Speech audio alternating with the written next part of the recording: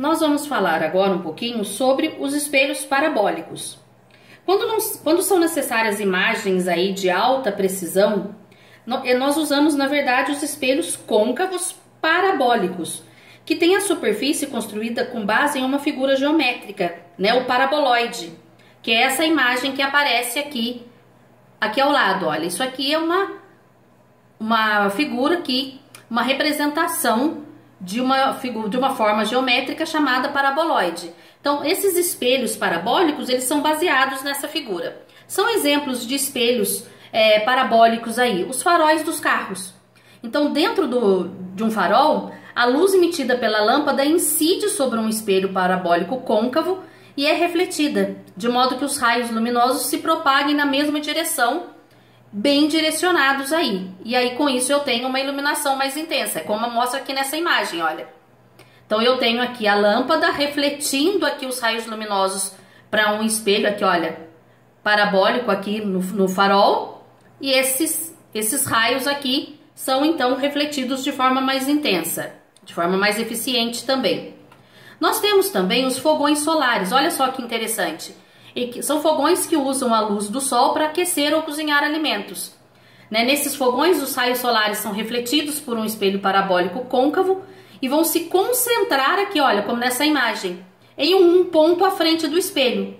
Os alimentos, então, são colocados aqui e aquecidos de forma mais eficiente.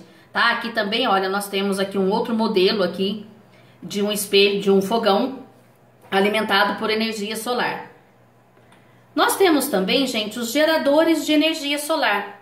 Nesses equipamentos, os raios solares, eles são refletidos por espelhos parabólicos côncavos, concentrando-se sobre um cano de água, olha, como mostra aqui, olha, tá vendo aqui, olha, dentro passam canos.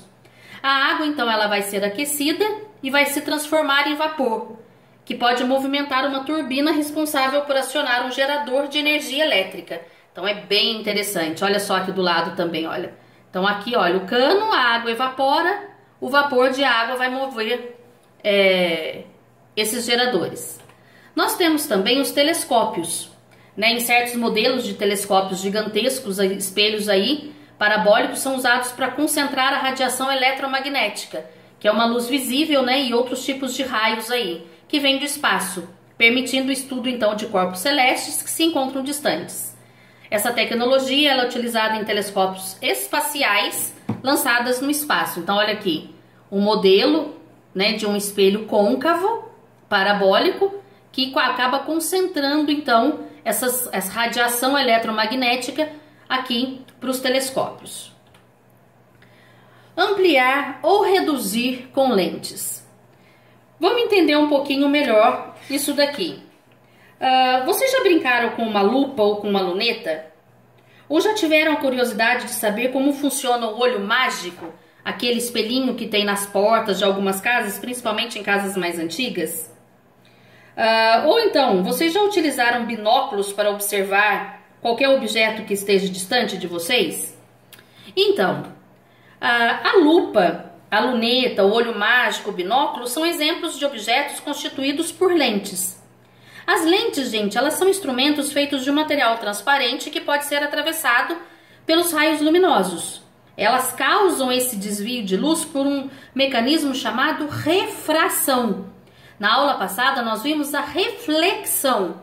No caso da reflexão, a luz incide sobre uma superfície e é refletida. No caso da refração, a luz, uma parte da luz é refletida e a outra parte passa pela superfície.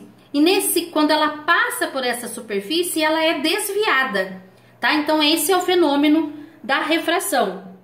Nós conseguimos observar a refração, por exemplo, quando nós colocamos um lápis dentro de um copo d'água. Não parece que o lápis foi cortado lá dentro do copo? Mas, na verdade, isso não acontece. O que acontece é um fenômeno óptico chamado refração. Então, os raios luminosos que incidiram sobre o lápis, ao atingir a superfície da água, eles vão ser desviados. Então, olha lá, por isso que aparece essa imagem aqui, como se ele tivesse desviado. Tá? E elas causam, então, as lentes, elas têm essa capacidade da refração, que são diferentes dos espelhos. As lentes mais comuns, elas são feitas de vidro ou acrílico, né? E um tubo transparente com água também, ao ser atravessado com a luz, pode funcionar como uma lente, como eu disse aqui no copo da água. Então aqui dentro, aqui, olha, nós temos algumas imagens de lentes. Nós temos dois tipos de lentes, tá? As lentes que são mais espessas no centro e mais finas nas bordas, como as que formam as lupas, são chamadas de lentes convergentes.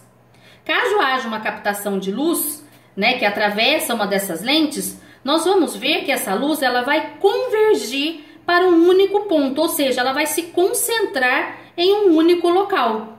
Por isso que essas lentes são chamadas de convergentes. Então, olha lá, elas são mais fininhas nas bordas, mais espessas aqui no centro, todas elas.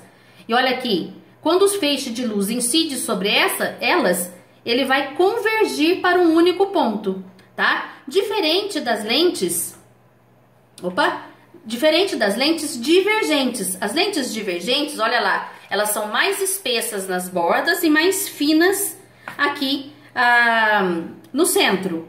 No caso das lentes divergentes, os raios luminosos eles vão se espalhar. Então as lentes, caso a luz do sol atravesse essas lentes aí, elas vão divergir do outro lado, ou seja, elas vão se espalhar, né? Elas formam imagens virtuais, direitas e menores para qualquer distância que esteja do objeto em relação a elas, tá? Nós vamos ver isso com mais calma. Então, ficamos por aqui e até a nossa próxima aula.